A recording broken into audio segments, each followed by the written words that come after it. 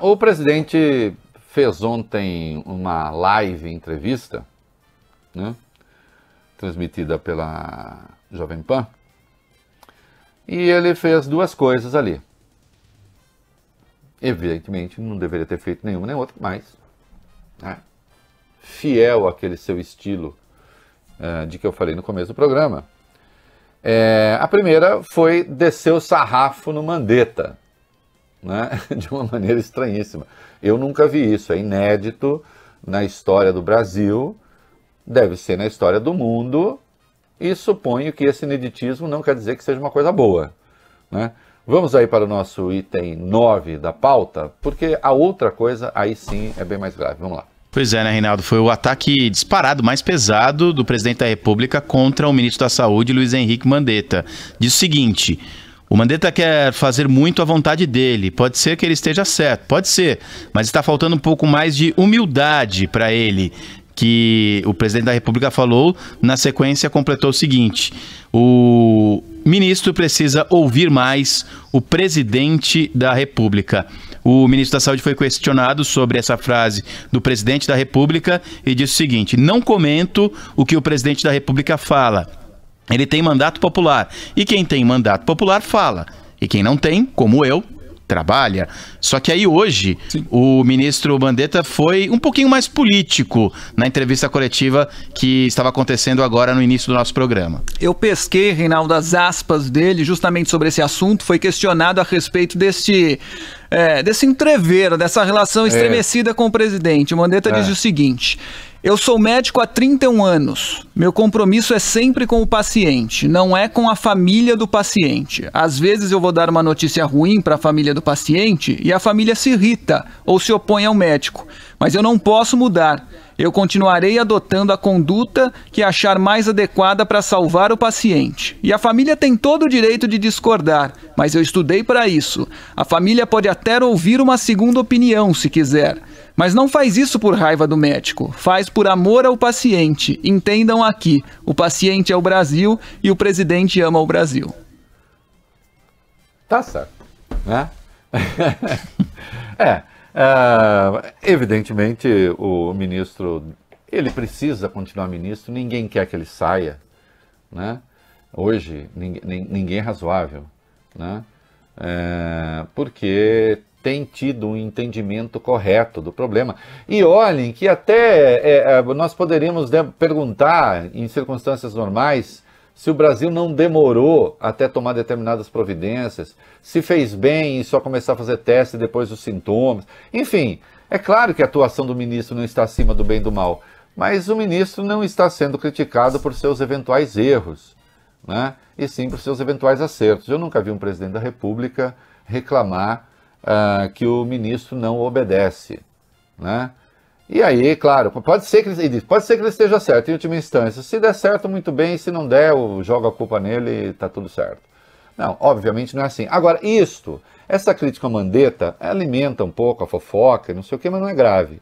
O que eu achei grave na entrevista foi o presidente ter deixado claro, ter evidenciado com todas as letras, que ele faz o que faz de caso pensado, buscando um determinado resultado.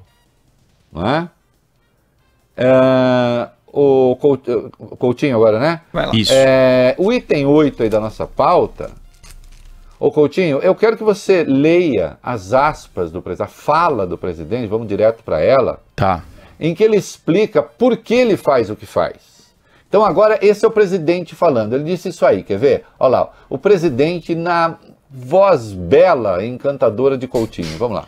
Para abrir comércio, eu posso abrir em uma canetada. Enquanto o Supremo e o Legislativo não suspenderem os efeitos do meu decreto, o comércio vai ser aberto. É assim que funciona, na base da lei.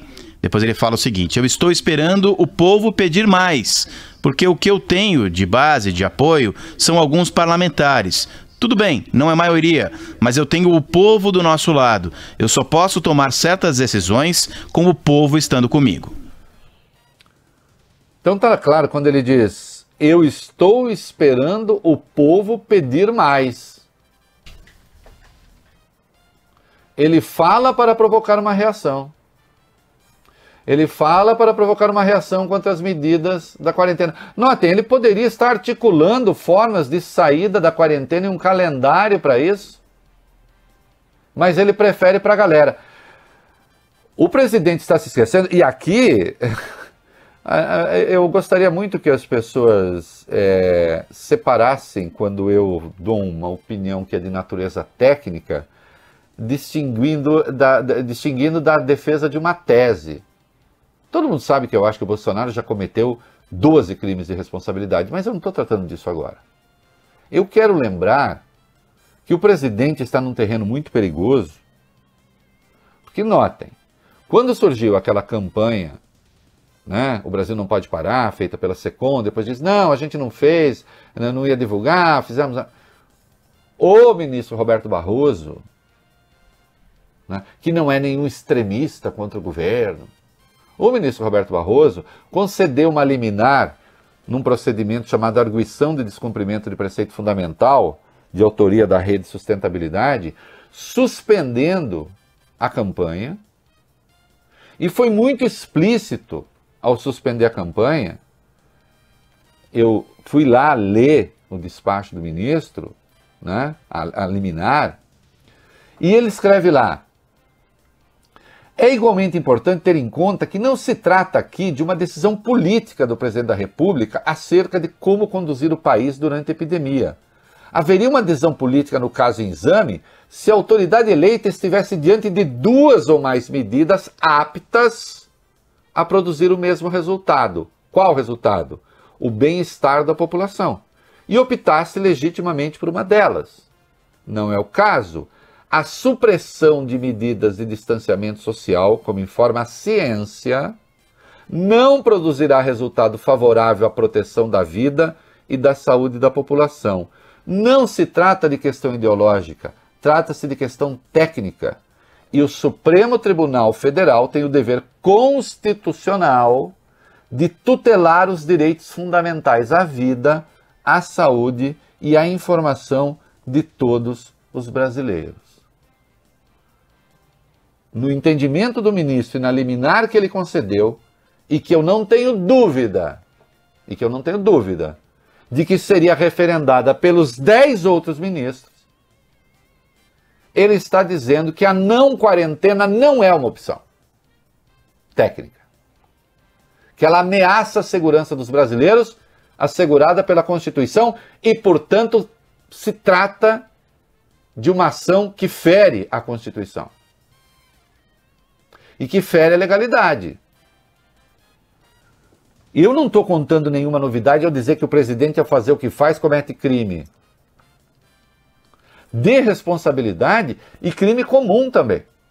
Porque ameaça a segurança dos brasileiros. Vejam lá o artigo 268 do Código Penal. Põe em risco a segurança do Estado. E mais, desde o primeiro dia eu tenho dito aqui algo que está lá escrito na liminar do ministro. Vale assinalar ainda que não há efetivamente uma dicotomia, uma oposição entre proteção à saúde da população e proteção à economia e aos empregos da mesma população, tal como vem sendo alegado. O mundo inteiro está passando por medidas restritivas em matéria de saúde e pelos impactos econômicos dela decorrentes. Caso o Brasil não adote medidas de contenção da propagação do vírus, e o próprio país poderá ser compreendido como ameaça aos que o estão combatendo, dizendo que o Brasil, se não fizesse, poderia ele também ser uma ameaça para os outros países, porque produtos saem daqui, etc. Olha, se o Bolsonaro quiser continuar nessa linha, ele vai. O Brasil hoje está paralisado literalmente em muitos aspectos, mas tocando adiante a sua política de combate ao coronavírus, mas um dia volta à normalidade. E o presidente terá de responder por essas coisas.